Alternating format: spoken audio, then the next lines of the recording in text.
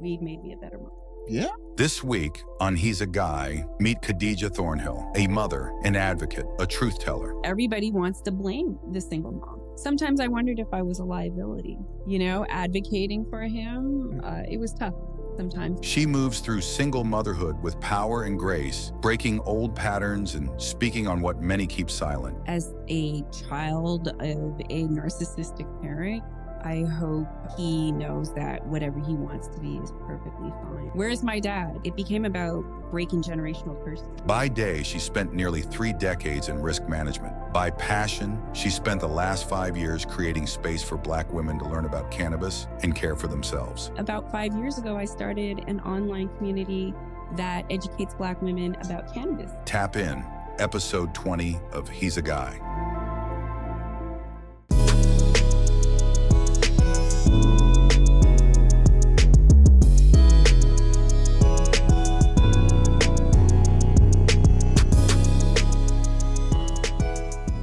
Welcome back to another episode of He's a Guy podcast.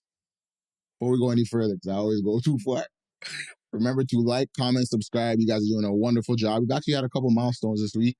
300 subscribers on YouTube. Everybody get a round of applause for that. 300. We eclipsed the 1,000 mark on Instagram as well. So 1,000 followers, another growth. Yeah, I mean, growth. So you guys keep supporting. We appreciate you guys. Thank you so much. Yo, don't, just because you reached a milestone, don't deprive them of the sound. No, you're right. I'm on what's going on. I'm getting comfortable over here, complacent all the time. But yo, remember, red button's gonna come up right here. Hit that button. Subscribe. The little red button right there. But just wanted to go around the room, mental check-ins. I think you should start with Deshaun. Yeah? Yeah. Something going on? No, I just feel like Just energy feel over something here, in the room, yeah, right? you know? So I feel like you should start with him. Shoot over there. Let's go. Sean, what's going on, brother? I had a good day. Love that. Had a good week. Good week. I feel like you guys are getting at something. So, you know what? Check-in today was good. Okay. And then I had to deal with some challenges. As you know, like, as we run this podcast, sometimes there's hiccups along the road, you know, whether it be challenges with filming, challenges with studio time, challenges scheduling everybody, challenges with guests. So I was just dealing with some challenges today, and it was frustrating because, like, sometimes I put my heart into things that sometimes I shouldn't put as much heart into them. So today I got really frustrated. And then coming here, the frustration was on the drive. I sat down here, had to take a few deep breaths to calm myself down before, you know, my thoughts got too crazy or too dark. And now I'm good. Appreciate that, man. Thank you. You know? Thanks for sharing that. Of course. Freck, talk to me. What's going on, bro? Nothing, bro. I'm tired. We played a ball game last night. You know, me and you got a little yelling match, but that's besides the point. I'm good. What do? Had a little yelling match. Barely, bro. But yeah, no, you know, I'm just tired. I think it's age catching up to me, believe it or not. My legs are just hurting. But no, I'm good though. Mentally, I'm good. Physically, I'm tired. That's it. You stretching? I'm working on it. I stretch more. No, I stretch more than I did when I was younger, to be honest. Yeah. So, okay. But I'm good. Khadisha, welcome.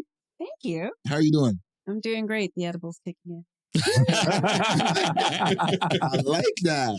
Give us a little mental check. So what we do start every episode, we do a little mental check-in, right? So just tell us how you're doing this week or today or, you know. Today is a good day. I mean, I'm sensitive to weather, so it doesn't help when it's cloudy and kind of rainy. It will drain on me, but I picked up my son in Kingston after being away for 6 months. So Jeez. It's like I have a roomie again. Nice to reunite. That's good. Yeah. Okay. And it's great to be here. Thanks. Man, I appreciate I appreciate you for stopping in with us, you know. Really, really do appreciate it. It's gonna be a good episode. I like this one, to be honest. For me, my check-in has been good. It was a day off, but it wasn't. I worked still. Yeah, but I was getting to that time where, again, people are just, motives are coming up. People want to look good for things and different things like that with better weather. So I worked. So it's just going to be one of them summers, it feels like. But other than that, I'm good. Went to the gym today, got, you know, stress relief. Chilling with my nephew today. Yeah. So I mean, other than like Sean had alluded to, a little pre-pod beef. Not for me. Not for me. But I do understand, where it can be stressful for sure. So, hearts are all in the same place. I'm hoping and wishing well for him to, do well and get back centered. But I'm doing good. Love that. I mean, Jules, talk to me. What's going on, brother? I'm doing good. Like you said, today's a day off, but it wasn't.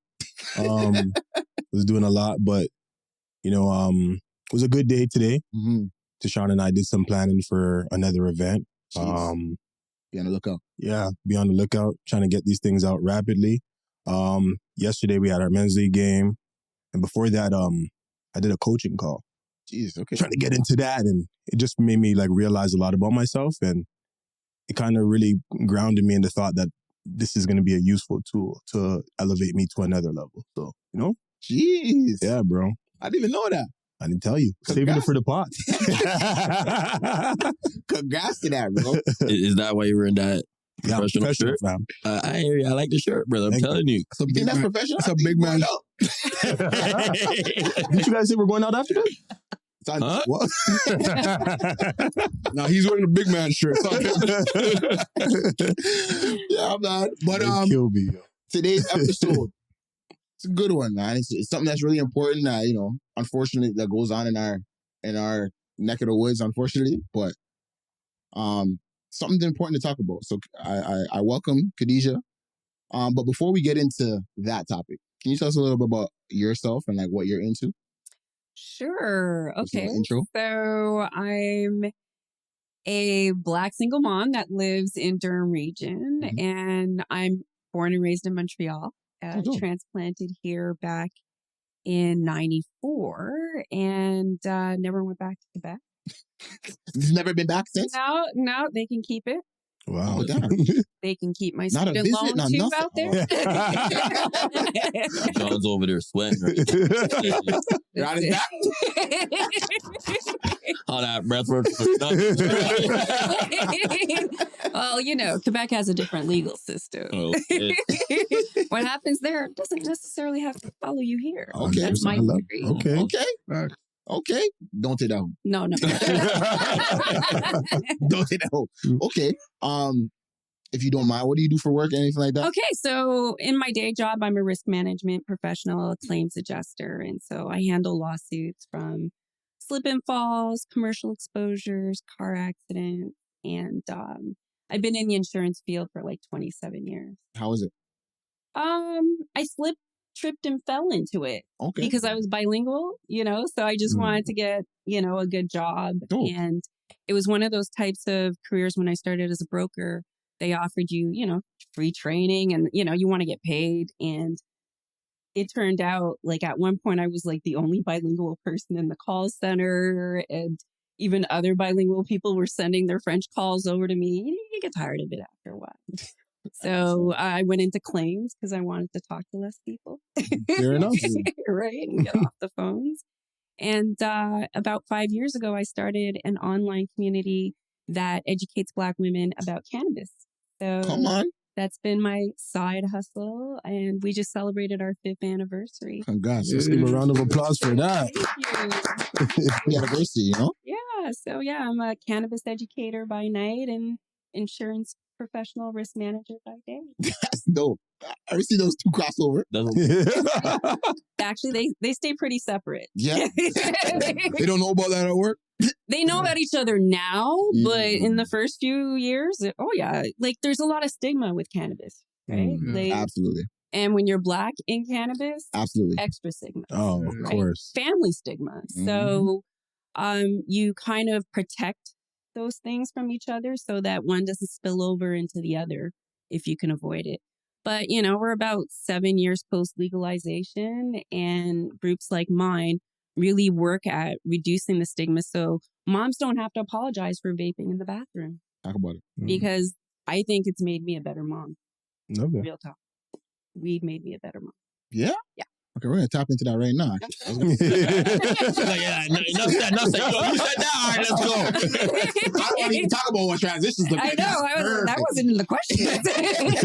No, but more so just Because you did mention, being a single mother and whatnot, but then you also say now that weed would help, Yes. right? Or how it made you a better mom. Yeah. So in that, one of the questions I have for you is like with self-care and juggling those type of responsibilities, how is that and the single mom kind of relate?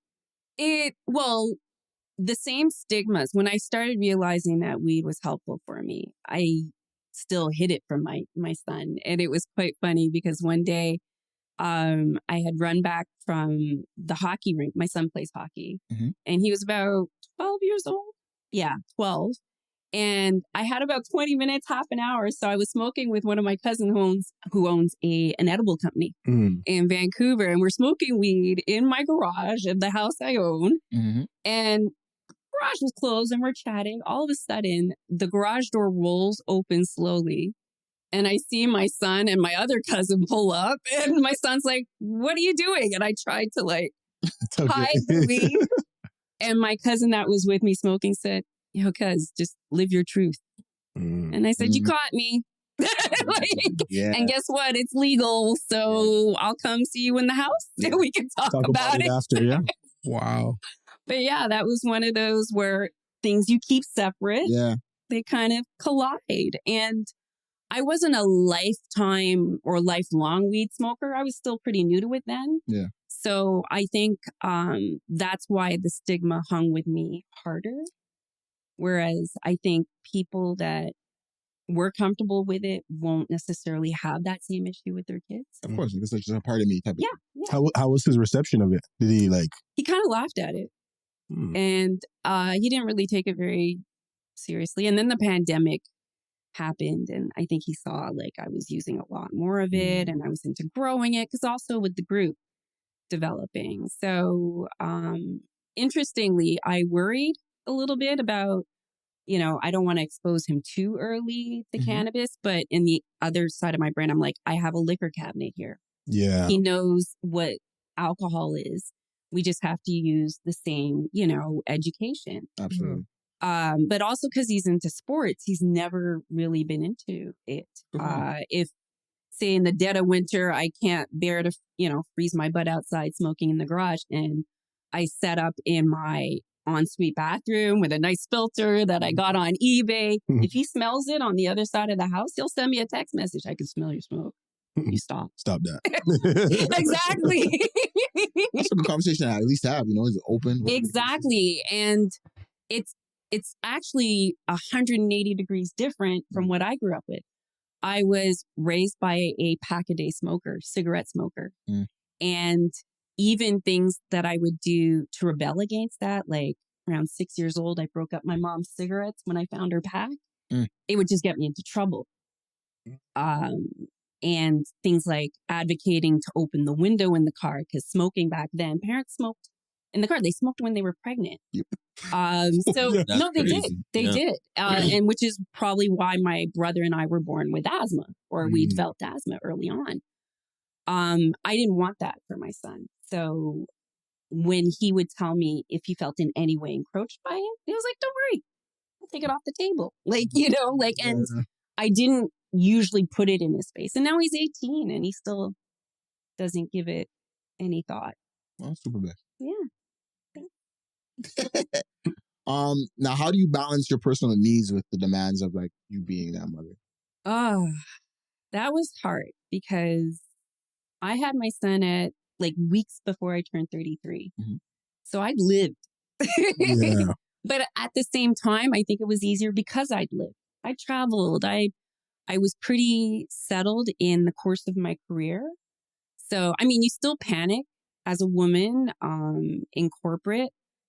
I wondered, how much of a dent it could have on my career, but I rebounded. I felt pretty quick afterwards. But the practical parts of becoming a mom, and I knew from the start I was going to be doing it alone, they change your priorities, right? For me, it was I needed a village. I'm living 5-6 hours from my extended family. So creating my village or strengthening my existing Toronto village became important. And a big part of that was connecting with other moms. So mat leave was a lot of bonding at early years center, bonding with other moms my age or who had kids at the same time. Because now those are your kids' parties' first friends and things like that. And so it's kind of cool because now he's 18 and his friends, like my friends that started motherhood around the same time, their kids are all in the same stage. So, super dope. Yeah. But I was going to ask, like, how the connected that community and family or whatever, because so you didn't really have family too involved? No. Both my parents lived out of province. Damn. At least till my son was about, 6. My mom moved here, but my mother and I didn't have a great relationship. So it wasn't even like she was a major fixture. So my other single mom friends, a lot of them could depend on their mothers. So I didn't have that, definitely. Now, without, I guess, with the risk of getting maybe a little bit too personal, did that taint any of like how you may thought your motherhood would go? Oh, it made me terrified from the start.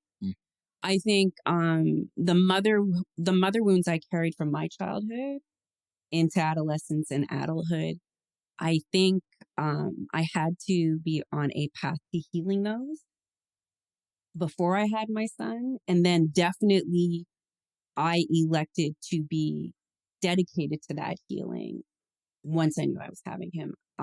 Motherhood, I think, gave me a different lens on how my parents were with me because you can't second guess something you haven't done. Right. And we as a society, whether you want to blame it on religion and other cultural influences, parents are hard to criticize. Yeah.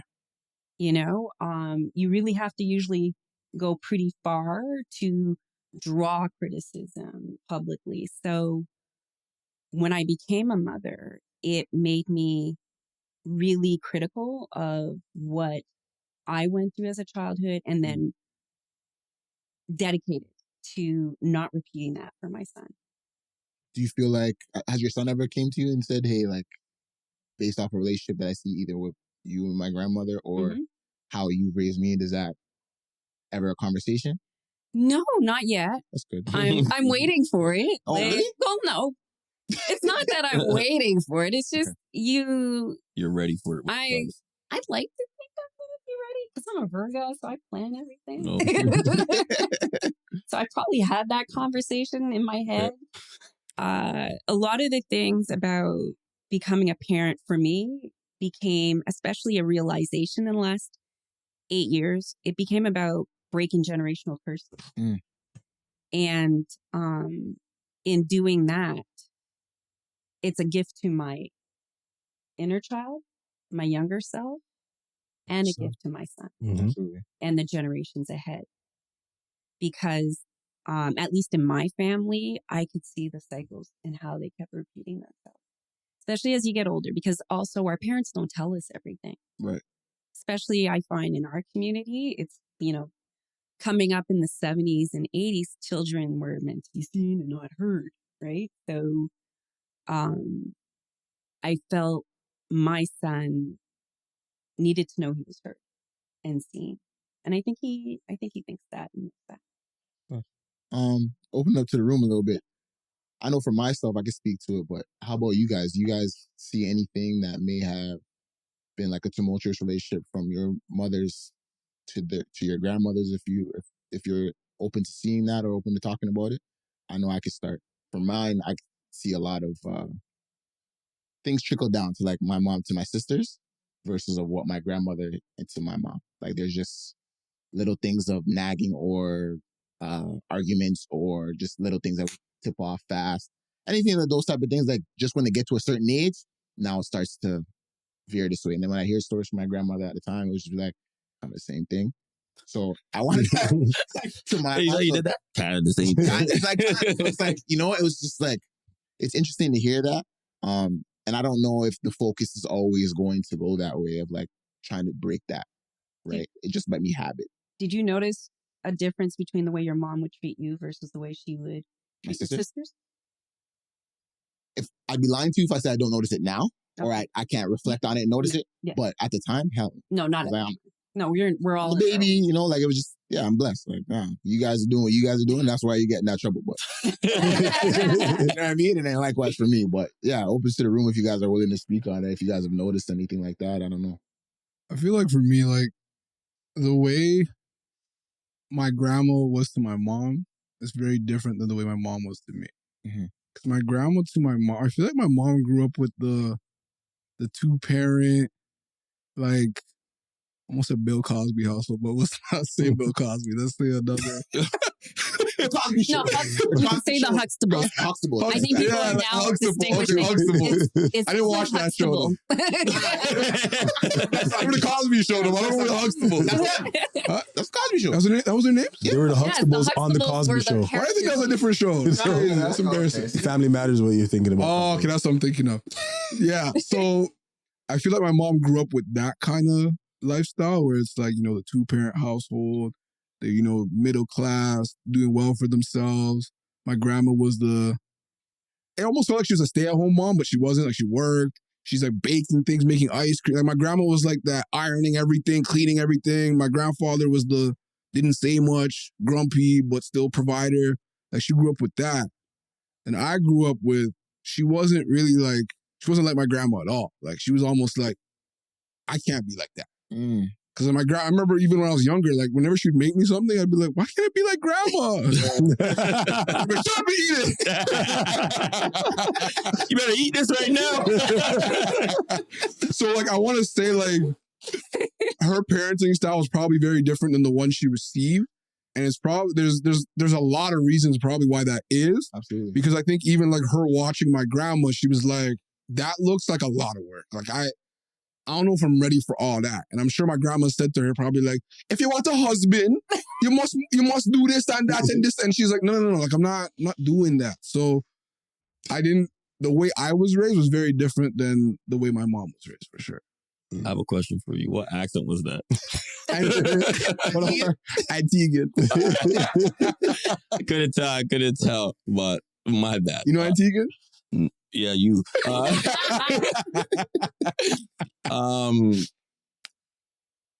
My mom she came here from Jamaica when she was 8 years old. So she wasn't really raised by her mom. But I could hear it on the phone, the yelling. You know what my grandma used to do to my mom, and then when my mom would yell at us. And then you just, like, when you see it, or I couldn't say see it, when you hear it, you're like, makes sense. Yeah. Makes sense. Like, you know what I'm saying? But it's so funny, right? Because like, I think I got that a lot from her, with the yelling. Now I'm gonna be real. Cause my dad don't yell. This man just looks at you. Like just stare around, just look at you. And it's one of those, when he looks at you, you just know, yeah, I'm messing up. Because he doesn't talk. Just gives you the, yeah. Right? And it's like, you better shape up. But my mom was the yeller. Mm-hmm. And like I said, I think I got some of that. So I'll give you guys a little story. So my son, I can't remember what he was doing, but I yelled at him. And you know, she turned to me and said, oh, you better not yell at my grandson. And she's getting mad at me. And I looked at her and I said, what are you talking about? You do this all the time. She goes, times have changed. You're telling me times have changed? Imagine. You see what I'm saying? So I can't really say how she was brought up because she was adopted by her friend, my grandma's friend's family. Mm-hmm. And they brought her up. And, you know, I saw how she was raised on that end, but I can't really tell by her mom. But what little stories she would tell us, like I said, just does make sense. Yeah. And that's pretty much it with that. Like, my mom's a yeller. I'm gonna be honest with you guys. She calmed down a lot. Yeah. I think it's because of age, like, right. But Mom, if you heard me, you're still young at heart. You know what I'm saying? But she doesn't yell as much anymore. You ever? I'm gonna keep it real with you guys. You ever go home and you're like, I might get yelled at today? Yeah. You're a little nervous? Yeah, but it's just the Caribbean in her, you know what I'm saying? But she doesn't mean any harm, right? If you get to know her, like, people were scared of my mom. Now when I see my mom, I say, oh, people were scared of you?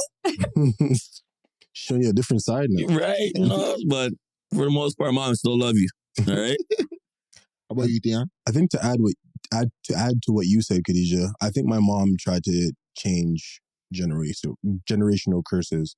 Because like you, she had a tumultuous relationship with her mom growing up. And I think even when she had my older brother, they didn't even talk for a while.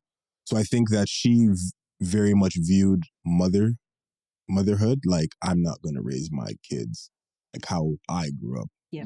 And yeah, like I'm not saying I think I love my grandma obviously, but I guess I wasn't there for how they were raised. I mean, how she was raised. So I never really got to see like kind of things trickle down from my grandma to my mom and how she maneuvered. But yeah, like I don't really have too much to add to it. But No, she wanted to break generational curses is what my take on it, to be honest with you. Okay. She didn't want to act how she was treated. And similar to Sean's mom, I grew up, my parents were together until I was 14, and then they split 13. And their divorce was so acrimonious. Like I had to go to court. They would threaten to make me testify. I had to see court psychologists.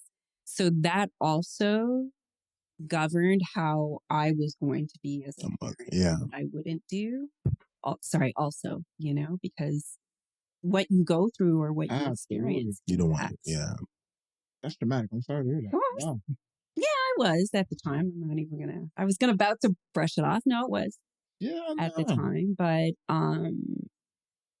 that was, I guess, the justice system then too, right? Like back then, well, and I think to a certain degree, it's like that now. Like family court, all of you do not want to go near it. It's kind of soulless. Yeah. Okay. It's not great for dads. But it's not great for children. I don't like, and it's children that are at stake a lot of the times, right? You're not going to hear so much of bad stuff happening over, say, two exes fighting over their property.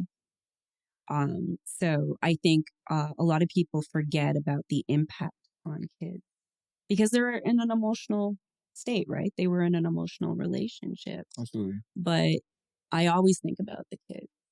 We've had conversations about that. And I think the reason why I do is because I was that kid. I was the kid whose father and stepfather got in a fist fight at my brother's football game. Ooh. So it's, the worst things you think can happen, like I've seen it. Yeah. So you just want to do better. Mm-hmm. And that's part of breaking those curses as well. In of that, question for you here is, I don't know if you've had a talk with your son up until this point, but how did you have a discussion with your son about like the family dynamic and how that was tough, the absence of a second parent at home ago? Yeah. Like, were you married at the beginning? Like, no, never. Okay, it was never. Okay. No. I wasn't married to Z's biological father. Okay. And it started actually coming to a head. Actually, I wondered about those conversations early on, and it started coming to a head around 3.5. And when I look back now, daycare. Yeah. Kids do not know they're different until other kids start, I think, pointing them out or they see different dynamics. And especially when he switched from a home daycare system to a center, because I was changing jobs, but also at 3, he was well overdue to transition. He was going to be going to school in 6 months or JK. He didn't adapt very well to it. So there was a lot of guilt I felt about that. And there'd be angry outbursts. He had a lot of trouble expressing and managing his guilt. Had a lot of conversations with my cousin Wayne, my cousin Paul. Like, we would really troubleshoot what to do because, crazy or not, Black boys are held to a standard, and going into an elementary school system and him starting to struggle because it continued into his JK, I started looking externally for help. So things actually did, I have to say, start to change when I met my ex-husband and they started bonding. And, true story, I had met my ex-husband somewhere entirely, you know, in an adult social situation, but I heard he worked with kids. So a few weeks or so after meeting him, when my son's starting to melt down and get kicked out of he was getting kicked out of JK. They were saying, I think he's a little, you know, maybe too young and not able to handle it. I'm calling him and saying, do you want to spend a few hours with him and let me know, is it me or is it him? Because everybody wants to blame the single mom, you know, the single Black mom of the child, you know, like what's going on? How is it at home? I'd get those questions. I hate that question. Yeah. And, you know, I'd be like, home is fine, you know, but come and see. Yeah. And here's the thing. We are also in a under-resourced system. And my son was in a French Catholic school board. They were notifying, I said, go ahead, like notify the internal system to get a psychological assessment ASAP. I think within a month of him starting JK, I authorized them to start it. You know, they didn't see him until April. Wow. And that was Peel region in, you know, 2010. Damn. 15 years ago. It still took better part of 6 months. And by the time they saw him, they were like, oh, he's doing better. And I go, well, yeah, he's adapting. But I think it was really a lot of the one-on-one time and socializing time that my ex-husband did with him. It had an impact for sure. And then when we got together and began a relationship, they were bonded. So even after the dissolution of our marriage, they stayed bonded. And, you know, that's his dad. Oh, trust him. That's important. Yeah. Wow.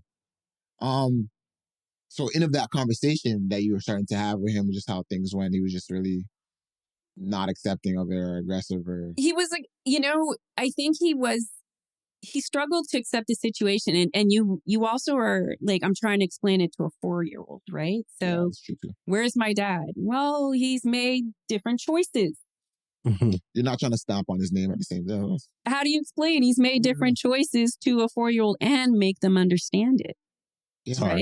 Yeah. So, but like I said, as the relationships progressed with my ex-husband, he stopped asking, to be honest. And it made no difference then. It didn't. So the presence of a male figure matters, but I think it was a figure he could call his own that mattered. That's important. I see commonalities. What's interesting about this is like when I hear about your son when he was younger, it reminds me of like how I was when I was younger, because it was like I was always getting suspended. I was angry and they couldn't figure out why I was so angry. You know what I mean? They brought in like these psychological assessments, anger management. I was choking kids out, beating them up. So easy. I was angry and they're like, what is wrong with this kid? But now I'm hearing like, oh, when there's no male role, because my dad was in Montreal, my mom brought me here. So I was here just with my mom. And I'm wondering, like, is there a pattern of when a child doesn't have their father, they're just angry? But like, what it's weird. I don't even know what explains it. It sounds like I see so much in common. So even on the other side of that, so when my nephew started kindergarten this year, similar to what you were saying, they wanted to remove him. They're like, oh, he's not adapting well. He's trying to run away. He's like, he doesn't want to be in this environment. He's not trying to learn. And the commonality is here. So he lost his mom. Yeah. And I think it's not even just the father. I think it's just parent. Yeah. Not having that ideal situation where you see mom and dad, or even if they're not together, people coming to pick them up or whatever. So it might be, like you said, it might be a point there where there's some kind of instance. Because they feel different. Yeah. It's the first time, you're being different is noticeable. Mm-hmm. You know, because I also would pay attention to a couple of years later when one of my son's good friends, his mom was a single mom. And I was like, oh, that's cool. Because now I don't look so different to him. And to be fair, by the time he was in grade 3, a lot of his friends' parents had split. Like, you know, life happens. So even when I split with my ex-husband, my son was unfazed. Like, as long as their relationship was staying intact, They made no difference. Huh? Right. So I don't know if you said it or not. Like his father wasn't in his life at all. Never. Oh, okay. Because I was angry too, but I knew where my father was. I just don't want to get that look, you know? I think we can all say that. I was angry too. We all went through that phase, you know what I mean? And I guess now thinking about it, the commonality is not having that dual parent household. And an outlet to express it. Because one of the things is I was looking for the assessments. I paid an autism behavioral specialist to assess him. She assessed him. Shout out Diana Scott. To see if he had autism? Anything. Just trying to get answers. Because I was getting pages of everything he was doing wrong. Every day. En français on top of that. So I'm like, do I feel like reading this at 6 o'clock at night? But also, what is it? Like, and again, is it me? Right? I was going to ask you, like, how much, like, I mean, I don't even know if you can equate an actual number to that, but like, how much of blame did you feel like you owned, or did he even look like he was giving you, like your son? I don't think he blamed me for the lack of a dad. He blamed me though when I was traveling for work, for sure.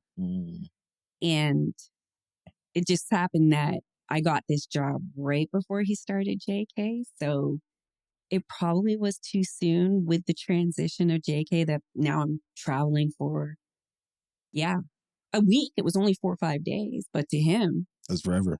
Yeah.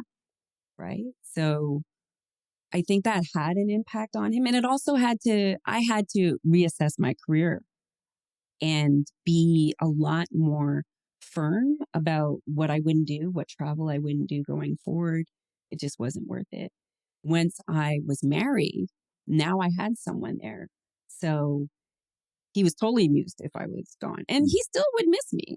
Of course. But it's different now. It was different. The thing I think we spoke about before on the episode, we talked about randomly just in a question was like men in scenarios. So we talked about would we take on the role of being a single father? And I know Theon and Terrell said with the children that they have and the family system that they have, it's like I just don't like it. Just doesn't seem like it could be possible to them. Like we know it's possible, but it's not something that they would actually like recommend or whatever. Obviously, and then I think to myself, it's like even just hearing you speak about it, it's commendable. One, but two, it's just like you have to put a lot of the things that you are striving to either do better for yourself or providing, to do X, Y, and Z curricularly, to even have a situation for your own self, like a life outside of just home. And how hard that is. You have to put all that on pause to make sure that your child feels love. Yeah. You know, that's an insane feeling, to be honest. But you take all that away. Like you now have to strip that yourself of that. Like, but you grow with them. And that's the thing you don't realize. It's intimidating when you're faced with, oh my gosh, I'm pregnant, right? And the 18 years ahead or however long, but they don't come out needing everything. And you actually end up learning, if you're lucky, that you are enough for a lot of what they need. And what you can't give them, your instincts will tell you how to fill that gap for them if you can listen to them. I like that. That was nice. That was deep. But I mean, it also depends on where people are in their parenting journey. I think me being 10 years older than my mother, when I became a parent, I was definitely a different parent. I couldn't imagine doing it at 23. No. Not career-wise, financially, not where no. And I think having my son at the age I did, I was ready by then. Are you ever ready? No. It's a real question. But I tell myself I was. Yeah. That's what you do. I think you fake it till you fake it till you make it, you know, because I don't think I was ready. But I'm like, I'm here now. I have no choice. Yeah. Right? But like, I'm going to go back to what you were saying, Steph. It's very important, very, very important to have a 2-parent household. And because I come from a single parent household, and, you know, my mom adopted 2 more kids, my 2 cousins, because their mother passed away, and she brought them from Jamaica. And, to see all that she did with 5 kids in the house, trying to make my basketball games, trying to make work, trying to make my sisters dance, trying to, help my brother with his homework, seeing her do all the things she do. So that's when you said, we asked a question on the pod. No, I'm not doing all that. Somebody's not going somewhere, somebody's not doing, we'll check your thing next week. So that's why I'm like, I'm saying it's very important, because if one can't do it, have another parent just, they're there. It's representation of bro, it's the world. And I'm telling you guys, when you go to my son's games or whatever, and like you see his face light up because I'm either late or whatever the case may be, but I showed up, he loves it. Like just on Sunday, he had swimming, but I had to work. I got to his swimming ends at 12:30. I was there at 12:25. Yeah. You know what I mean? Like swim to the end of the pool now, but that's my point. Like just seeing you there, so it makes a big difference. A 2-parent household. Yeah. Yeah, man. I'm curious, like in your situation, I know you said like your son really built a relationship with his stepfather, I guess.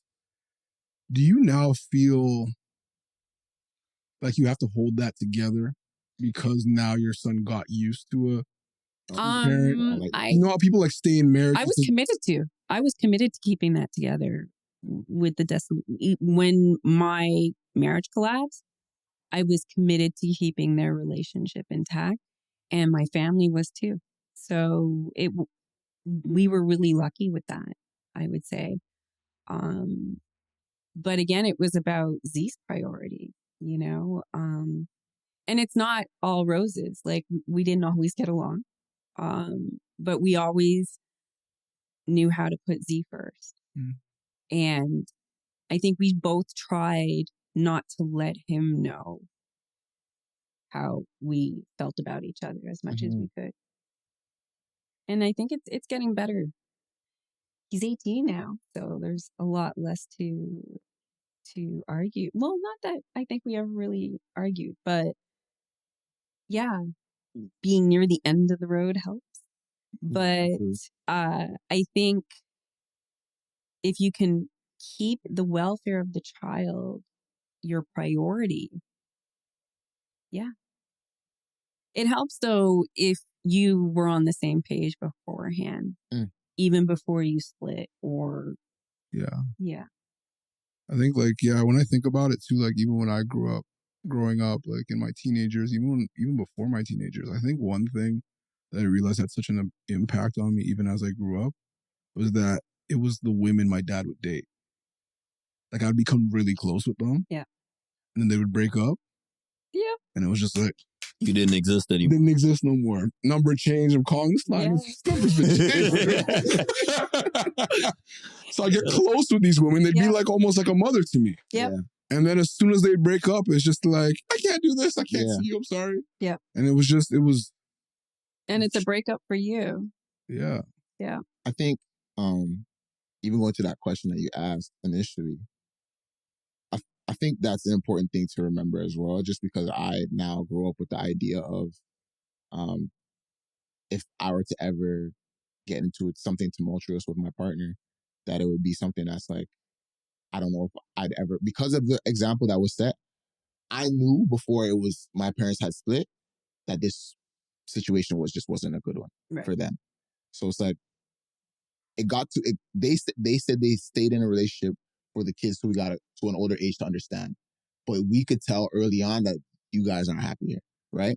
So I don't think I'd ever stay in something faking it just so you guys can understand. I think I'd rather, as a parent, as a future parent to be, I think I'd rather try to explain the best I could that something's not going to work versus trying to fake it, because boy, could we tell. Well, hold on. What age were you when, if you could remember, not before they split, that you could tell that it wasn't young, like how young? Like I'm talking, they split when I'm like 18, 19. I remember me and Tashawn were sitting in a car outside of my crib in Brampton, like Father Tobin in like Bramley area, right? It's like we got home, I'm done my first year at university. That's the year they split. But we knew from when maybe, for me, 11, 12. Oh, they were hanging out till Yeah. you got to university. See what I'm saying? Like, I was the last one. Yeah, So and it's once they're left in the house with each other, it's like, yeah, nah, we're done. we can stop pretending. So for me, I was just like, we could tell, bro. You guys argue every other weekend. It'd be like, slam door, this, that. Just like, nah. And I didn't want that environment for myself. You know what I mean? So You think that was more detrimental to you? yeah, absolutely. Mhm. Absolutely. Because again, you're trying to promote a 2-parent household. Trying to make sure your father's there, your mother's there. You're trying to make sure that you have that dynamic that looks good. But to us, when we go and see to like a friend's house and we see something that actually works, or not to say that my parents didn't work until it didn't, but just something that was always good from what I did see. Obviously, I didn't see everything over there. But if I went to a friend's house and I did see the lovey-dovey whatever stuff that I didn't get to see now when I came home, it was just like, okay, no, it shows that you guys aren't the happiest together and you guys are doing the opposite of what I'm seeing or what TV showing me or what, the other outlets. So I looked at it and I was just like, yeah, my situation could be different, but this is too different. So I know you guys. And then me and my sister would talk about it. Like, yeah, no, they're not happy together. I'm like, yeah, no, you see it too? Like, yeah, no, we see it. And then we become laughable at a point. It's like, yeah, no, they really need to split. It's funny that you're saying all that because I was about to say, I disagree. But then when I heard you say all that, I'm like, okay, I get it. Because in my situation, I would probably fake it. I'm going to be honest with you. Like, so because they love getting up to see both parents. Both, yeah. Right? Until you know them. Yeah. I was going to say, you can only fake it so much, right? Oh, I'm a good faker. I'll fake it. No, you're getting smart as a child. Yeah, no, I'm not going against that. I'm not saying that they wouldn't see it, but at the same time, like I would make sure that we wouldn't argue. We wouldn't do these things that's going to bring attention to that. We're not happy together. But like Steph said also too, though, it wasn't even just that they were arguing. He would go to other families and see like, oh, they were hugging each other. They were kissing. Like those, that's what I'm saying. You can only fake it as much as you can, right? But you're not going to go on the forehead, getting that, taking it. You're not kissing nobody. It looks deceptive. Yeah. You're not. She looks like this. I can tell. Babe, stop playing. I'll see you later. Because remember, as a child now, if I rolled my eyes, it's bad. So if I saw my mom do it after you kiss her on her forehead or something, it's like, bro, I was like, oh no, mom wasn't fuck with that. No, I 100%. That's what I said when I heard you speak. Yeah. Like I get all that because before I was gonna say no, I disagree. Yeah, because I'm faking Fake it, yeah. Right, but now when you laid it all out, makes sense. Yeah, it shows. Still faking it though. I'm saying fake it till you can't anymore. But yeah, you have to. I like going through life experiences. This is gonna be one of them. If it ever happens, I'm about to say I pray that never. No, but it's never gonna happen. I'm gonna make sure it never happens in my power. But I can't control what the other person feels. It is what it is. No. I have a question for you because when I think about the situation I was talking about with my dad, where it's like all the women and me always being broken up with too. Yeah. I realized that gave me commitment issues. Like that was the impact of it. Like later on in life now, I don't want to commit to anybody because I'm not just gonna leave me. How do you think seeing what your parents did affected you? Similar. I think commitment was a harder choice. I've committed before, but I've also cheated before. But again, I've had successful relationships where I haven't. But I had took a long time fully committed. Like I was in a longer talking stage than maybe that would have been accepted by anybody else. You see what I'm saying?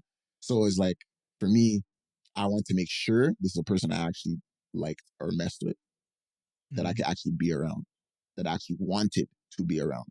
Because then I'll go back into a solitude, like I have the issue now. It's like, cool, I could love you and be with you for 2-3 days and no issue, to a week, whatever. But I'm going to need those days where I'm separate in solitude. And that might not be receptive upon hearing that the way that I may communicate that to them. But then I have to, they understand it when I go into depth.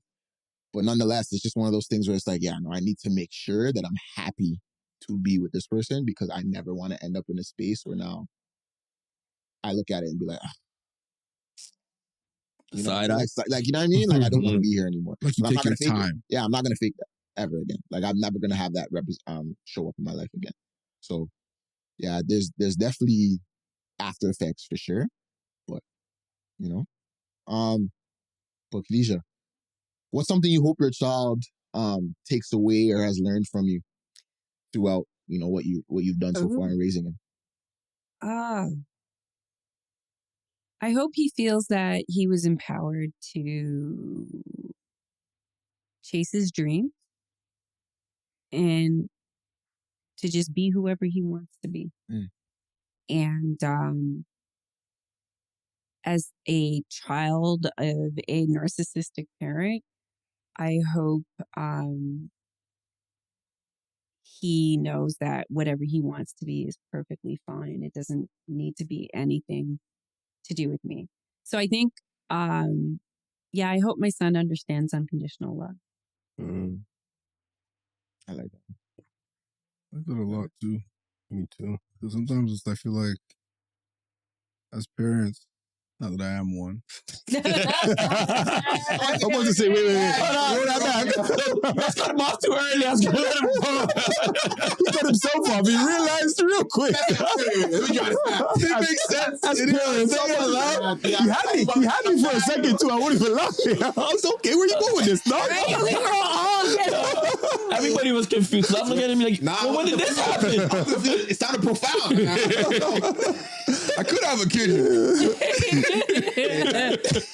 but I don't. But what I wanted to say was sometimes we observe parents and it feels like they love their children conditionally as long as they play that sport, get those grades, go down that career path.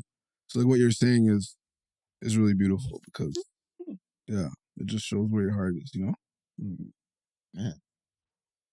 Yeah, I agree with that. I feel like a lot of conditions, I thought, I won't place that on them, but I did think a lot of conditions belonged on me. It's like, yo, you don't go to school? What are you going to do? Can't come here? I said, you got to get a job, something. I was like, oh my God, I don't even know. Like, How much time do you God work, I go to school? see, brother, it's one or the other. That's what I'm saying. This episode is brought to you in part by TDT Security. We got what you need. We do restaurants, we do bars, we do clubs, we even do private security. Just let us know what you need. Or you can find us at TDT Security on Instagram. Thank you. Okay, so kind of shifting gears a little bit, going back to kind of you. Mm-hmm. In what ways has being a single mom kind of shaped your ideals with like love, family, and what you expect a partner to kind of be for you? Oh, it's loaded, I know. It is. Dating when you're a single parent means not just planning, but intention. So there's a lot of insecurity. There's a lot of stereotypes of being a single mom that you have to navigate. So sometimes, you can get caught up, or I might have gotten caught up in trying to break those stereotypes. But I think because I had my son a little older, I was set in my identity when he came, and I had a whole life going on before he came. So it was funny when I had him. I thought I was going to have to give up football. I thought I was going to have to give up, my extracurriculars. And it was like, no, if you plan and you extra plan and you can do it all. And for a while I did, definitely. I feel like my work ambition caught right back up the minute I came off of mat leave. So I was lucky in that respect. Some women don't want to keep going, and I get that. Or they rather be more with their child than maybe, in the office or in their career. But I felt early on, because it was just the two of us too, like we had to have different identities. And like to the point where I was kind of intentional. I made sure he didn't like my snacks. Yeah. Because what if I need to lose weight? If I have to give up ketchup chips, there's just no ketchup chips. I don't want him complaining about the lack of ketchup chips. So he was into Doritos and I was into ketchup chips. Wow. Yeah, like intentional. We have different tastes, and anything he liked that was different, sure, go ahead. Yeah. Because that's your snack. Sidebar question. How detailed, if anything, did you become when you became a mother versus when? Oh, because mom brain is a thing. What does that mean? Like there's a fogginess that happens when you become a mom, at least even from pregnancy. And my multitasking skills dropped significantly to the point where some friends used to make fun of it, you know? But you compensate and you cope. I write everything down, you know, in my phone. Some people will go and they live by that calendar in their kitchen or on their fridge, right? Like because it was just him and I didn't have to take it that far, but scheduling and knowing where you need to be or where he needs to be is huge. Because also by the time he was about 7, his activities started overtaking mine. Yeah. And I knew it was going to happen. So like I had maybe 1 year of being a spin instructor. And then it was like, no, his football couldn't coexist. Tackle football and spin instructing. It wasn't working. But for a while, it was the village. It's finding another parent at the same sport. Do you mind carrying, you know, bring him. I'll bring your kid. Can you take him home? Kind of thing like that. Okay. So going from that, how easy was that? Like, I know it's just you. Hard. And him, so now. Hard because I hated to ask for help. So I definitely had to learn to ask for help. And part of it isn't just ego. It's the environment. Sometimes it's an easier environment. Other times it's not. I'll give you an example. I didn't struggle to find other carpooling parents when he was in tackle football. But when he was in hockey, I can only imagine. Could you please elaborate?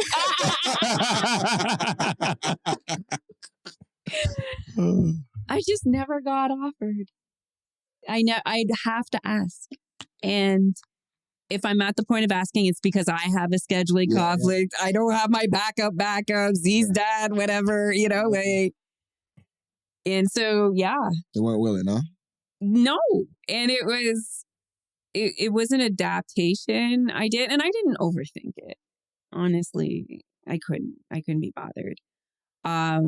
But, and some of it is geography. Yeah. You know, I'm not going to make you come. If you live 20 minutes north of me, I don't expect you to offer. Absolutely. To get my son. But things like hockey also being such a male dominant environment. Sometimes I wondered if I was a liability. You know, advocating for him, it was tough sometimes. Trying to get him into prep camps and tryout camps and being given really flimsy excuses as to why he couldn't participate. And like the box out in hockey was real. It really was. I could give you some insight on that as well. So try to put my son in skating. I didn't try. We did. It's my fault. In the disclaimer, it said, bring your helmet, parents as well. And I forgot my helmet, but another father forgot his helmet too. So I was like, all right, so we're both not getting on the ice because they said, you know, you can't get on the ice with no helmet because they're not taking any liability. So whatever, our sons went out there and see. The instructor went and got a helmet and gave it to the other gentleman. What about you? That's exactly. So I asked, I said, do you guys have an extra? No, sorry. I went on the ice and just, just like that. And I said, I see what time it is over here. I get it. We won't be back. Yeah, pack up your things. We won't be back. But then it's like, I think it's just the hockey environment because in other sports that my son has played, that I had parents come up to us and offer for the rides, offer to pay for meals, offer just things that you never thought they would offer you. I might not have offered us shoes. I was like, no, we're good. But you know what I'm saying? And it's like a helmet that you guys had lying around. And I'm pretty sure they had more. Yes. I'm pretty sure they had more. Had a ring for sure, bro. Yeah. Thank you. Coach had one. Thank you. I'm pretty sure they had more, but I was like, you know what? It's cool. I'm gonna bring my helmet next week and we good. This was my mess up. I didn't read the bottom. It was my mess up. Now here's the best part though. So when I got there, and you know, we're going around the ice, they're like, oh, hey, you can really skate. Excuse me? I wanted to say, is that the reason why you didn't give me the helmet? Because you thought that I'll be falling. You know what I'm saying? But besides that, like I said, man, I just think it's the whole hockey thing. You know, because in other sports, I've seen Different input. Collaboration. Mm-hmm. Okay. But yeah, sorry, veering away on a tangent a little bit. Can we go back though? So kind of like, what do you expect from your point of view, like of a partner now and different things like that? Oh gosh. I'm about to say, you almost made me see my water out. Don't do that. Oh my gosh, a potential partner. When my son was younger, I actually found that dating another parent was easier than dating a non-parent because other parents get it. When you need to not go out past 9 o'clock on a Saturday because you have to be at the rink for 6, 7 a.m., they get it. They're not going to say, oh, what's another hour or two going to hurt, you know, or it's this occasion or that. I think because my son's older now, I don't have the same expectations, like, other than that, you know, they respect my son and, you know, like each other. Yeah. You know, I don't think I could date someone who doesn't like my son and vice versa. I would never. I was like, how could you? No. But I mean, like, that's a staple. Yes. Yeah. No, but I mean, vice versa too. Sorry, that my son doesn't like, I should say. Yeah. And it's not a control thing, you know, it's just, if he doesn't vibe with the person, where are we going? That's right. And I'm someone, like I said, my parents were split from when I was 14. So I've had 2 step parents, you know, and my own share of dad's girlfriends and stuff. You know the vibes. I'm about to say, why you look at him? We could have done it. One of them I didn't like. Did me dirty. Made dinner for them. Oof. It was cold, bro. Like the food was cold or the action was cold? I didn't want the dinner, but she made it for them. Damn. So you walk in the house and you did it on the stove? No, I was there. She was making dinner. Nah. She got them though. Nah. I was like, that's crazy. So there was any leftover there? There was nothing. You gotta hand her a but I purse. wasn't involved in the dinner. So, she did more than once. I think we were on a trip and she bought McDonald's for him. And me and Theo were in the car. Like she was like, I went and got food. I remember we just had food for him. I remember she came back to the car and we're like, all right, you know, we're getting some McDonald's. She started distributing it. It was for them too. And we looked at each other like, damn. I think we were driving to Montreal or something like that. Montreal, someone help me. You know what? I'm gonna leave it there. No, I'm not. I have a question for you. That's what I was about to ask. My dad, not. Yeah, she was dating your dad. You know what he did? You know what he did? He tried to break off some of the food. Real one. Oh, it's not a real. You want to know why? He could have left them in the back and ate his burgers. Everybody good? To be fair, though, T, I mean, sometimes some women would use you to trap your dad too. Not like, come on. I think at that age we would have loved that. No, but I mean, well, who's gonna feed Tashawn? That was crazy. I'm family. I can make sure he eats. What the? Oh no! Finesse was crazy. Oh, they would finesse. I'm just helping his dad because, you know, and I'm like, but I'm the cousin that lives here. Yeah. I'm not gonna cook for me and not cook for him. Mm-hmm. Hold on. Who's paying your phone bill? Oh, what? You want a name? Name. No. You have to say the name, but they were paying your phone bill. What else? They would phone bill, driving to school. Yeah, pay his lunch. One of them gave the man a car, bro. That's what you picked up in that one time? And don't give it to Cedric. Yeah, all right. There's a movie for the story. Yeah. Are you crazy? Nah. Pack her up. And we were hitched up in the back. I remember we were hurting her. We didn't get no food. That's what I'm saying. You guys aren't small kids. Like, so not to eat, bro. What are we talking about? They got a piece of a burger. Yo, piece this. Nah. Anyway, I'm pissed. What do you wish more people understood about motherhood or single motherhood? I wish they understood that we don't stop being people ourselves. And I think that's why, you know, we'll push initiatives like mental health and self-care. And the value of the village is even more important for a single mother. All mothers need a village. And I think the middle passage and slavery pulled us away from our original attachment to that practice of villages supporting families. Mm-hmm. And I wish that we can be vulnerable in our villages, especially in times where there's challenges, because it's not, you can do everything right and things can still go left, right? There's external influences, mental health challenges, resources. Lack of money and funding is such a barrier for so many moms. And as a mother of a kid in a competitive sport that's really expensive, oh boy. I mean, it's almost criminal how hard they'll make some of these things in terms of accessibility. Especially because we all know that so many kids need that outlet. They need a place. And there's fewer of them. When I was growing up, we had community centers, after school programs, lots of basketball courts, places to be. The mall was the last place you had to go to. Now there's nowhere. Yeah. A lot of schools don't have these clubs, even since COVID. My son's high school post-COVID experience, entirely different from mine. The one school dance he went to was his grad prom. And I think he stayed 15 minutes. Damn. Imagine high school with no dance. Mm-hmm. Yeah. They cut ours off. You didn't have it no more? When I was in grade 9, we had one time a big fight broke out. Oh, really?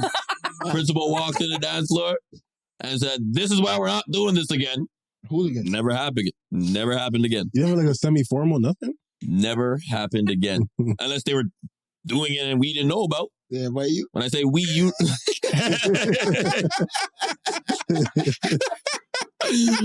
Probably, Steph. I'm not even gonna lie to you. Probably. I don't know. But I wasn't the troublemaker. I wasn't the troublemaker. I don't know. Maybe they really cut it out.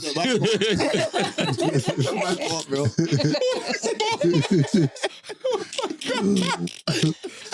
I'm gonna look into this now. They didn't tell me. I just picture everybody fit going home after school. This party lit. Love night. What I'm saying? Nah, that's that. There's a lot of stereotype stuff based on single mothers, right? Even stuff that would be said and stuff in elementary to high school and things that I thought. So I'm trying to do a better job of understanding single motherhood for sure. Now that I have a better understanding of just people, right? And what giving grace looks like, because some things are just hard, and I'm only really taking care of me. I'm really only take care of me. Where people ask for a helping hand, sure I can give it, but to now have to not only take care of myself, but then take care of another one without this secondary parent being there all the time or at all. And again, you had the mind, or some people have the mind where it's like, yo, I can do this by myself and don't want to seek external help. The thought is troubling in my head. I can't wrap my head around it. So again, commend you, man. This shit is insane. I would just correct. I don't even think that people say they can do that they want to do it by themselves. Sometimes the environment is so toxic they have to. Mm-hmm. Maybe the other person is toxic. Maybe,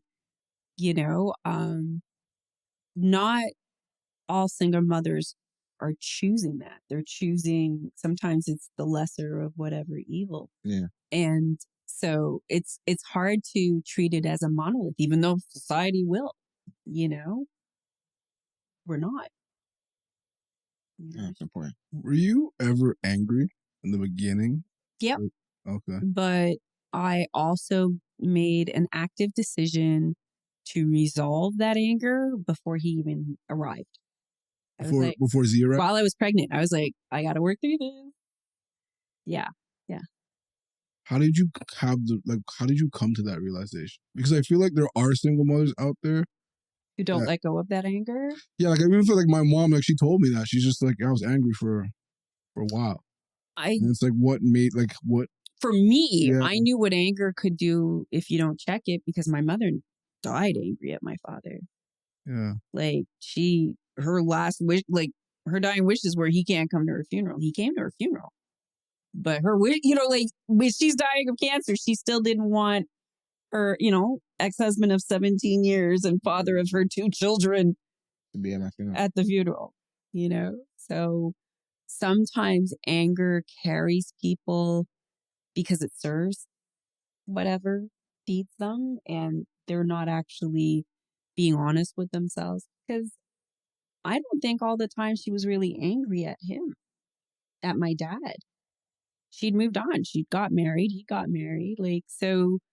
But I think some people, they like that emotion, or they get a toxic high off of that anger, or it feeds something. Mhm. And so they'll allow it to stay and fester. But I feel anger destroys if you can't resolve and get through it. So I resolved I had to get through it. Mm.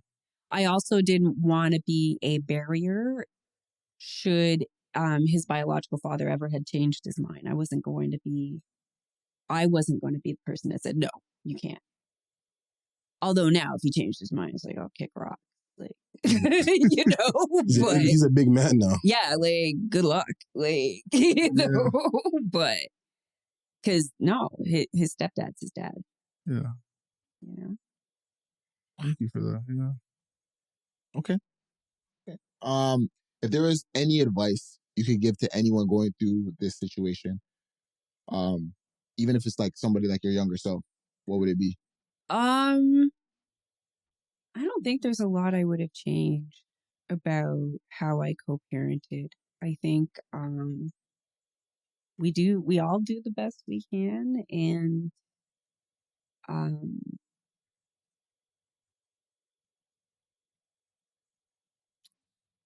maybe I should have asked other people for help as well. But at the end of the day,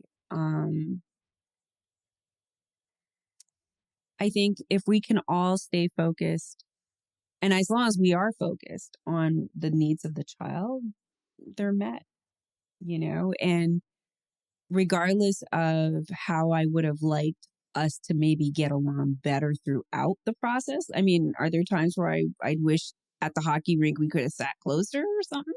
Sure. But he still knew he had both of us there, right? He still heard both of us yelling and screaming. And I don't think he lost anything from it. And at the end of the day, we weren't the only divorced parent. And that's the other thing. It feels maybe new and raw when it first happens, but life happens. And then eventually another one of his friends or teammates' parents split. And then we're not as unusual. Yeah. Okay. So it's being adaptable to how healing can happen. And if you let time work on it. Mm. Okay. Lastly, Mhm. my last question for you. To the younger men watching, Yes. especially future fathers, Yes. if you have any advice for them in terms of just how to be a little bit better men, Oh, to dear. go forward. I know you can't. That's a hard hat to wear. You know but why? I chuckled because I've probably been giving that advice over years and years. Not naming names, boy. I know. Not naming names. know what you're talking about, Yeah. I want to laugh. But I get it. It's not a joke. No. It's just dads. They do have it rough in that, yeah, it's a patriarchal system, but like I said, family court, it doesn't treat anybody nice. But I've seen it when I've gone to stand with a friend. It's rough. It can be rough on dads. So I think prioritizing your children's needs and their mental health as well as your own is important. And I think that if more people, I really wish, people would invest in psychological support, counseling, whatever it needs to help you heal the relationship that fractured. Because once you can get past that fracturing and what's done and accept to the acceptance stage, then your child or children become the focus naturally, because you've resolved whatever your angst is about the death of that relationship. But you still have kids that have to continue to get picked up, continue to have their life going on. So I wish more would invest, whether it's in the, employment assistance programs at work, or, a $250 psychologist an hour. Like, invest in your mental health and your healing, because also by doing that, you show your kids that you value them and yourself, and you're showing them as well to look for the tools to heal themselves. I grew up watching my dad self-medicate with alcohol, really. Right? And my mom with cigarettes. Cancer killed her. Alcohol's, we all know alcohol isn't the greatest either. It's sugar and cancer as well. So being honest about what we self-medicate about and working through those issues can go such a long way, I believe. And helping your kids, don't feel like it's a weakness getting them psychological support or counseling as you navigate a relationship transition, even future relationships. That breakup, your child did develop a relationship. Even having an outlet, you probably would have appreciated even just having an outlet to resolve your feelings about the end of the relationship, So yeah, I think if we can look at ourselves more holistically, and taking care of ourselves more holistically, we can take care of each other and our families better as well. Appreciate that. Thank you for the answer. Yeah, that's big. I feel like the message, like the overall message that I'm taking away from what you said is like, resolve your anger. Your pain, your anger, whatever it is that you need healing from, and then ask for help if you need it. Those two are big lessons. Because asking for help sometimes we think is weakness, when it's more so a strength. Being able to be honest with yourself and recognize I need help. You just ask for it. Yeah. No, that's big. Thank you. Thank you. Your question was what advice to men watching, younger men, and future fathers, especially. And show up. Yeah. Just show how up. we can be better in these situations. The one thing I would just say to that is just this one word: patience. And I'm not going to elaborate. Just patience. For women, I would say give yourself grace, because even like my partner, she's always so hard on herself as a mother, and like I think back to my mom, I think she was hard on herself as well too. Like, you're doing a good job, and we appreciate everything that you're doing for us. Like, we know that you're working your hardest, and like give yourself grace, like pat yourself on the back. You're doing a good job. That's what I would add to that. Absolutely. Your mom gave me one of my hero moments, actually. I remember when my son was really young and he had one of his early first colds, and she suggested, I know you're just suck the snot out of his nose.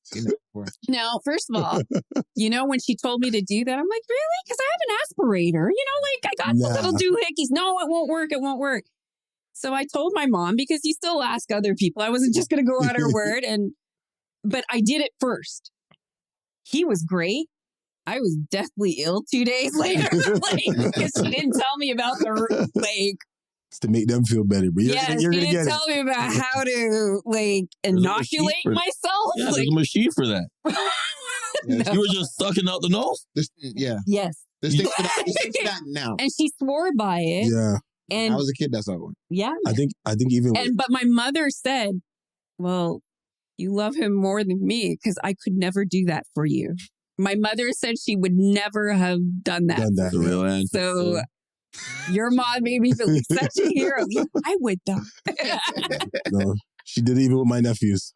Yes. I think we had an aspirator for my kids. So I sort of like, I I think I have it at home right now. There's like a little thing you push in your nose and like you either suck it or blow it and it just shoots right through. Yeah. You guys wouldn't do that for your kid? No. But suck the boogers? No. That's why I say moms are the troopers, bro. I've been told you that. Moms are the troopers, not going to be me. I'm going to be honest with you. So, you know, it's like, I'll take a bullet for my kid. I feel like I'd rather take a bullet than suck the boogers. That's what I'm saying. There's certain stand-up things that I can be a part of. I'm not one of them. Just stab me real quick. I'll take it from boogers? Nah, man. Not the boogers. I'm going to stand with my mom on the hill, fam. I'll do it with her. You'll suck those boogers, bro. Stab me right here, bro. Oh, man. She was gangster. Like, yeah, I'll do it. Like, I think what you said earlier on about just realizing that you're enough. I think that's another piece of advice you could definitely give to either parent, for sure.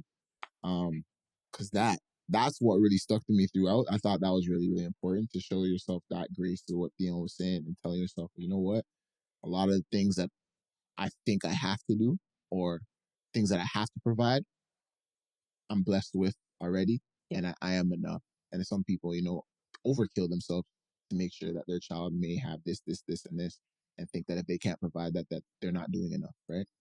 So community helps that. Yeah. And I will plug Black Moms Connection. They're an online community I actually used to be an admin for. Oh, dope. Because where you can go somewhere and just ask any kind of question, whether it's like, hey, how do I get the boogers up the nose versus to vaccinate or not to vaccinate for measles? Well, actually, those are really hot topic questions. We don't get into that. But even like what kind of camps to sign my kid up to what's the best sunscreen for kids with melanin? Like having a community, because we don't all have mothers and sisters who can give us those questions, those answers, right? So we do have a global community. And so figuring out your village or looking for it or finding them in communities like that are very helpful as well. So I didn't want to ignore them. And for men, Black Daddies Club, like what they do with that is great as well. I spoke on a panel for them. They're dope. Yes. Really, really cool. Yes. Promote them, yep. Black Daddies Club. Tashawn, holla at me. What we got going? All right, so we got our game at the end of every podcast. Most of them. We have our guest, except when I forget the cards. We have our guest select. This game's called Let's Talk About It. Okay. It's usually to get men just more open about having conversations that we don't often have. And we have our guest select from our 3 decks. White being the most surface, blue being middle, dark being the deepest. You can pull it, ask the question to the room, and then answer it at the end. Okay. Or you could answer it yourself and then ask it to the room. So I get 3 questions? Or you get 1 question. 1 question. Yeah. So I'm going to go deep. You're going to go with the dark one? Yes. You want to grab it? Okay.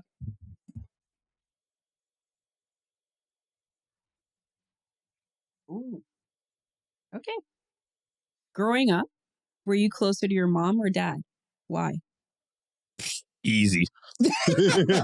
Donette Williams. That's my mom's name. That's to dig her up. Yeah, they always say I'm my mom's favorite child. Who's they? Everybody. Yeah. I thought you were there. That's so Everybody. Family members, friends, you know, anybody who came over, you like, I don't see it, but they see it. So, yeah, I would say I'm closer to my mom, you know, somebody that always, no matter right, wrong, always had my back. So, not saying I don't love you, Dad, but, you know, closer to my mom. That's the first time you answered first. Nah, that was easy. So that was easy.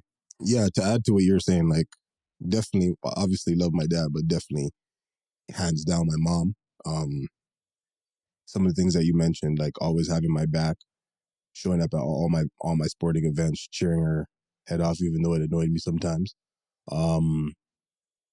Yeah, just like showing me like what it is to like really hustle and also showing me like kindness. Like I see my mom operate and like how people gravitate to her just for being kindness, and that's something that I've adapted to as well. And just easily my mom. Before you guys go, sorry to cut you off. Yeah, this is about your mom. This is about your mom. I thought my mom had my back, but his mom, that's a lawyer. That's his man's lawyer. That's his lawyer. So I just want to say that. Yeah. Shout out to Don. Yes, Shout out Don. Don's a real one.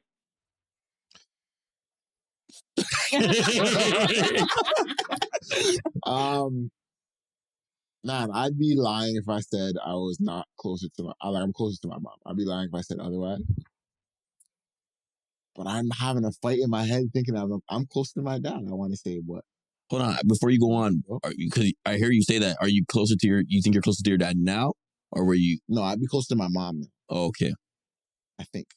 I'm trying to tell you, like, for me, I think it depends on what the topic line would be. Okay. Right? Because I feel like I come to my dad a lot of conversations just because I feel like now that I'm older, so it's a man thing, a man understand. Mm-hmm. Or like I wouldn't get an emotional answer, I'd get an emotional logistic answer, if that makes sense. But at the same time, it's like my mom's for anything. You know what I mean? So even just moving around with my mom is fun, like, but moving around with my dad is like, you see what I'm saying? Like, I'm having that. That's a hard one for me. I'm not gonna lie to you. I don't know, but I'd be lying if it'd probably be my mom. It'd probably be my mom. If I had to choose.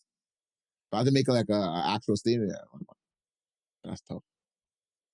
You better shout out your dad before he watches this and say, "Hey, boy, move." Nah, listen, it's tough, bro. It's tough, though. Nah, but my dad's my guy. Like, I hit him up, like I said, bro. I mean, yeah, nah, my mom's that's the person that he even makes sure I'm calling. You know what I'm saying? As the man, is like, yo, make sure your mom's good. Mm-hmm. So, yeah, no, that's on him.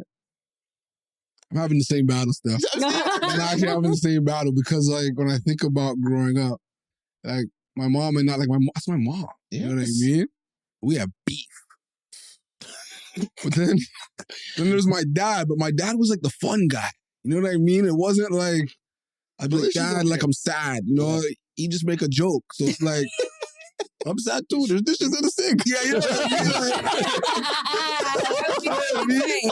Like, that was too funny. You know what I mean? I was like, it must be fun. Like, too funny. I used to feel bad for you. So. Yo, that's crazy. Yeah, I feel like he said it to us before now. Oh, yeah. I don't have no money. Me neither.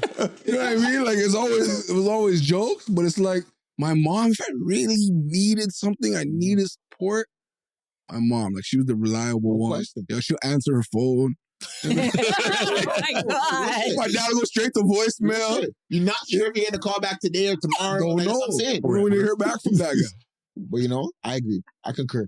You know, so it's like, for me, my dad was the one that, like, I could have fun with. Like, you know what I'm saying? Like, when I go do something fun, do it with my dad. My mom, depending on her mood, depends on the fun.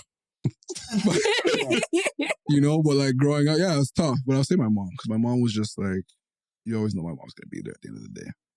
My dad, he answers his phone. That's real. I'm actually shocked from your answer. I thought 100% you would have said Cedric because kids adapt to the fun father.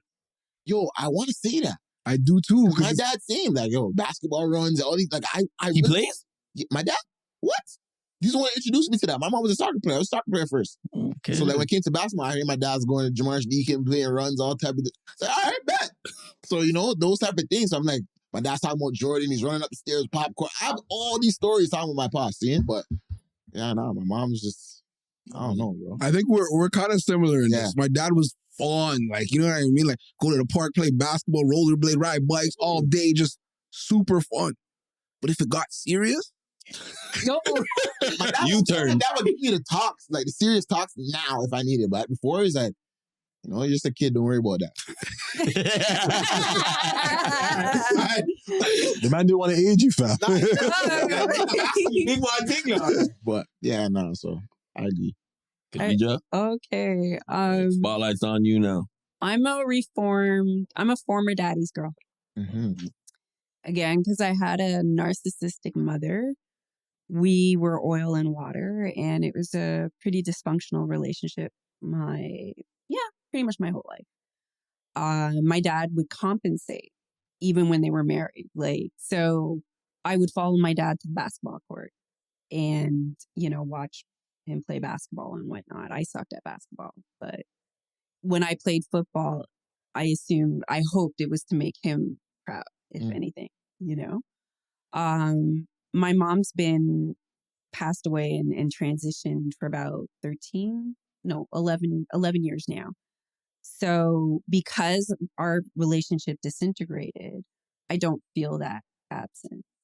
Wow. I am estranged with my dad, so I do feel it more, but not enough because of the conditions. My father, I was a daddy's girl, but as long as I do what he wants, the minute I deviate, it's a problem.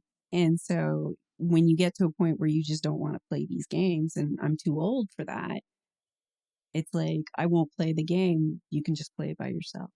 And it's challenging because it's a choice that I make for myself, but I can't have it impact my son. So there is some peacekeeping that's required that I'm not always good at. But hey, I'm a work in progress. We all are. Right. Absolutely. And, one of those generational curses is, in my family, they're very good at grudges. And I'm not that different. Yeah. So that's part of the healing I got to work. Thank you for sharing that. Yeah. Thank you. No I problem. appreciate you again for stopping in, Khadisha. Well, thank you for having me. No problem. If you have anything to promote, please. Oh, no. Afro Canada Bud Sisters. We're an online or community, but we also are all over IG. Cannabis Education group. And we're going to be opening our own brick and mortar shop, hopefully before the end of this year. So I'll keep you guys I love posted that. when we do. Congrats. I'd love that. Yeah, well, weed is legal all coast to coast in Canada. And for a lot of people, it's a benefit to them. So we want to be able to give them that education when they need it or when they have questions. Sure, I indulge, so. I have a question. Sure. I don't smoke weed, but I know the color of it. Is that why your hair is green? Yeah, maybe. Yes. All right. So again, please do like, comment, subscribe. Let us know what you guys would like to hear from us or talk about. You know what I mean? From us to you guys. He's a Guy podcast. Check us out. See you soon. Yo, lead at a step. Yeah.